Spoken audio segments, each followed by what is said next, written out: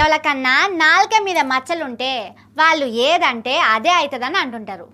కానీ మన ముఖ్యమంత్రి రేవంత్ సార్కు ఆ మచ్చలు ఉల్టా ఉన్నట్టున్నాయి. నేను ఉట్టిగా అంటలేను, నిజమే చెప్తున్నా. సార్ గురించి అబద్ధం చెప్పాల్సిన అవసరం నాకేమున్నా చెప్పుర్రి. శుభం పలకవయ్య పిల్లగా అంటే మంగళారతుల ముంగట జాడిచ్చి తుమ్మిండట. పాపం మన ముఖ్యమంత్రి సారు పరిస్థితి కూడా అట్లనే ఉన్నది. సారు ఏది గొప్పలు చెప్పుకున్నా 4 వద్దులు తిరగక ముందే తుస్తుమంటున్నది. సారు పరువు పోతున్నది. ఈ నడమ సారు ఎక్కడికి పోయినా డ్రగ్స్ అని మాట్లాడుతున్నాడు. మొన్న కేరళ పోతే అక్కడ కూడా ఇదే పని చేసిండు. పోలీసులతోని ఈగలని పెద్ద టీం పెట్టినాం.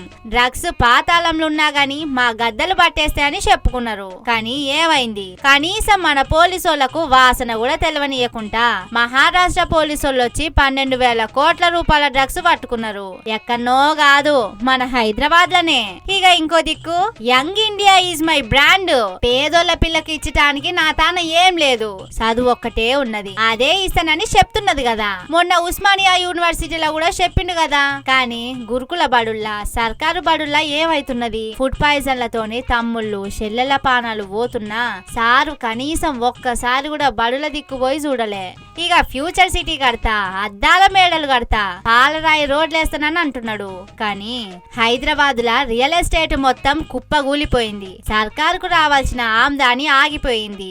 ఇక 3 సార్లు నేనే ముఖ్యమంత్రిని అయితేనని ఇట్లా అన్నాడో లేదో. తెల్లారే సారే కావాలంటున్నారే తెలంగాణ పల్లెలల్లా అని ట్యాంకు మండు కాడ మోత మోగింది. దాన్ని కవర్ చేసుకుంటానికే సారు అక్కడ దాకొచ్చిండని బయట అందరు అనుకుంటున్నారు. ఇక ఆడిబిడ్డలను కోటీశ్వర్లను చేస్తానని చెప్పి ఆర్టీసీ బస్సుల్లా యూరియా బస్తాల కాడ వాళ్ళకే ఫైటింగ్ పెట్టిండు. సారు ఏది మాట్లాడినా ఇట్లనే ఉల్టా అవుతున్నది.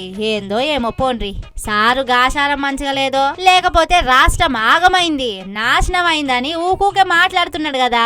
అప్పుడు తదాస్తు దేవతలు తదాస్తు అన్నట్టున్నారు. అందుకే ఇట్లా అవుతున్నదని ఇంకొందరు అంటున్నారు.